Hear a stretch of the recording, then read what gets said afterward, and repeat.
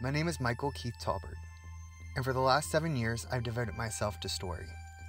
In front of the camera, I got the pleasure of embodying other people, some I related to, others not so much.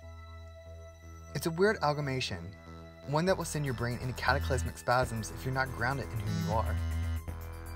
Behind the camera, I crafted stories that intrigued my mind, stories about real people, places, adventures. And for me, that was key, because I wasn't some voiceless actor. It showed that I had a brain. It showed that I'm truly an artist. At the beginning of 2018, I knew it was time for me to take a breather and really focus in on myself. That led me to rebooting Operation Adventure. Once again, I was traveling, rediscovering the adventure that had once captivated my life, and I was beginning to find myself again. But life has a way of throwing curveballs, especially when you think you're beginning to figure everything out. And today, it brought me here, to an oncology center. But how did I get here?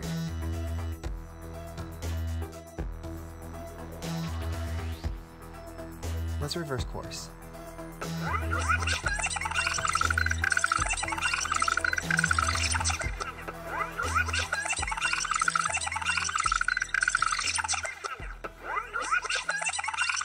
Hi everyone, it's Michael here with Operation Adventure, and today we're going to do something that I've never done before on this channel. Well, come to think of it, two things that I've never done here on this channel. Now, the first thing is, I've never led the Operation Adventure family into my room.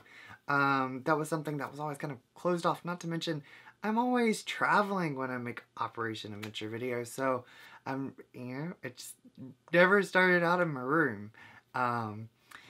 That's the first thing. The second thing that I've never done before is just do a vlog to tell you what's going on in my life. Normally I'm traveling to some cool location and saying, hey, this is a lighthouse at Hunting Island State Park, or here's this like cool abandoned fort at Fort Fremont. Now my story starts off on June 21st. I went out with some friends. It was like a typical Friday night, and we went to an escape room. And now, I'm not gonna lie, I've never been to an escape room before, so this was my first time, and they were all extremely experienced, like, top-notch. Like, I am so thrilled that I got to go with them as my, like, the first time, because one, I escaped the room, and two, I mean, I just love hanging out with my friends. So, whether it's an escape room or just like hanging out on the couch, like, I love it. And so I went into an escape room. I'm kind of like, I turned into a pumpkin pretty early, so I was home around like 11 o'clock. It wasn't too late. And I went, took a shower, went to bed, and woke up around like 3:30, 4 o'clock in excruciating pain. Like, I've never, ever in my life felt this sort of pain. To describe it, my whole body was aching, and right around here, it felt like, I was just having extremely severe stomach cramps. It felt like Freddy Krueger was inside of me, like carving me out. That's the best way I know how to describe it. But yeah, so around 7 o'clock that morning, I woke my sister up and I said, I need you to take me to the doctor now. I do not feel good. And so she was going to take me to urgent care. Instead, they weren't open, so we decided to go to my primary care doctor, and they saw me right away. They were not even open yet. Like, he was like, come on in, like, let's get this figured out. And he assumed, because I was having severe stomach cramps, that it was like acid buildup. So he gave me something to like take to ease that, and he gave me a shot. Well, it helped the stomach cramps, but it didn't really help the overall like body hurting. So I went home, but this time, like, I crawled in the backup seat of my car and I like slept all the way home. In fact, like, we went to the grocery store and picked up my prescription, and like, I don't remember it. I was so knocked out. So I honestly thought that was like a freak accident, never gonna happen again. Like, okay, like, it's an experience for the books, but I just honestly never thought it would happen again. Cut to July 14th. Now, I had went location scouting that day. I had actually been booked for 2 filming right now, currently. And I thought, oh my god, like, this is super cool that I have booked like these two films. I'm gonna be playing 2 different characters during the same time. Like, how often do you hear that, and especially in the independent film world? And I was like, you know what? I'm a hard worker. People are seeing that. They want me a part of their projects.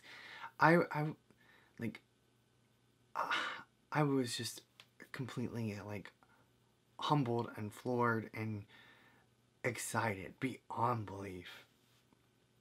And that day we went and we location scouted to block out where we were going to film at. And I didn't drink enough water. I fully know that. I maybe had like 2 bottles and then had a Gatorade. And afterwards I went to a friend's house and we had dinner and hung out for a little bit, and after dinner I got extremely sluggish. I chalked it up to I've been outside all day in the heat and I possibly overate. I decided, alright, I'm gonna lay down for a minute. So I lay down on the couch and then I got some energy back and decided to go on home. I came in, took a shower, I lay down in bed. It was like a Mack truck hit me immediately. Hot water, taking showers was like numbing the pain. And so I would get in a hot shower and then get out, then get back in a hot shower and get out. But it wasn't really working. I woke my mom up and I was like, Mom, something is wrong with me. I don't know what's going on. I need help right now. We drove to Columbia. She took me to the emergency room. They ran a whole bunch of tests. They drew blood. They pumped me full of fluids. They sent me home. And they pretty much told me, like, hey, don't go to work for the next week. Stay out, rest. You work in the heat. Like, don't do that to your body.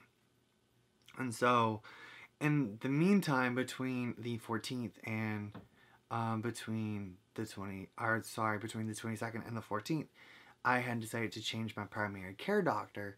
And so, literally the Friday before all this happened, like, we got the paperwork to fill out. Called my doctor on Monday and said, hey, over the weekend I was taken to the ER. Can I go ahead and set up an appointment so that I can meet my doctor and talk about what's going on and maybe seeing like how I can possibly prevent this in the near future? They're like, yes, we can definitely get you in here. And I went in there, met my doctor, super friendly guy. He said, we got some of your labs back, let's run some more tests in a couple of weeks and just make sure that everything is checked out. But stay out of work, the rest of the week. And so that's what I did. I stayed out of work. I took it easy. Then following Monday, I went back to work. I started hurting severely in my legs, which hadn't happened this whole entire time. I told my mom, I said, there's something not right now. I don't know what it is, but there's something not right with my body. So I went to work that Tuesday. I couldn't make it through the entire day. I come home and I figured my legs are in a lot of pain, but I am going to get through this. I laid down on the couch for a little bit. My sister came in. We were going to go walk the dogs because we have 3 babies. They're precious. But we're going to go walk the dogs, and I couldn't physically walk. It hurt that bad. I got a phone call from my actual doctor, and he said, we need to get you back in here because we got your results back from the hospital and you have abnormal white blood cells. So we need to get you back in here. We need to figure out what's going on. Immediately I was like, alright, well, I will be in there. So went in the following day. They did a lot of tests that I don't really want to talk about. But then they did an x-ray on me. And I had to lay on this like flat metal table. And when I say that, like, I got out of that doctor's office, now they were all super friendly, super professional. I can't rave about them enough. But when I got out of that doctor's office, I went in my car and I cried like a baby because I was in so much pain. And they put me on a steroid. They continued to run labs, and they rolled out, like the kind of like, okay, well this could be this, or this could be that. They rolled all kinds of things out, and the doctor decided to order an MRI to see what was going on. And initially, because of how expensive MRIs are, I was like, I can't do that. I can't afford it. But they were so phenomenal with like calling around, seeing which doctor's offices would work with me. They were able to get me in. And the MRI revealed that I have complications with my bone marrow. It can mean two different things, and I don't have a diagnosis just yet. The first thing that it can mean is that I have a very bad virus in my bloodstream. The second thing is that I could have leukemia. And it's a tough pill to swallow. I don't have a diagnosis. I am preparing for the worst because I don't want to be hit in the face with it. But yeah, we'll find out. We're actually going to find out tomorrow. So, after months of not knowing what was going on with my body, today we finally got a diagnosis. It wasn't one that I wanted to hear, but it was one that I'm just glad that I got the diagnosis, if that makes any sense. I'm glad that I'm not in the dark. So, today I found out that I have acute lymphoblastic I can't say it, leukemia. And it's totally treatable. We're going to know how to treat it in a few days, the route we're going to take. So, I just never thought at 29 I would be diagnosed with leukemia. So, it's a tough pill to swallow right now. But, I'm going to get through this. Because I'm a fighter. I'm too stubborn to let anything beat me. So there you go. But, yeah. Finally have the answer.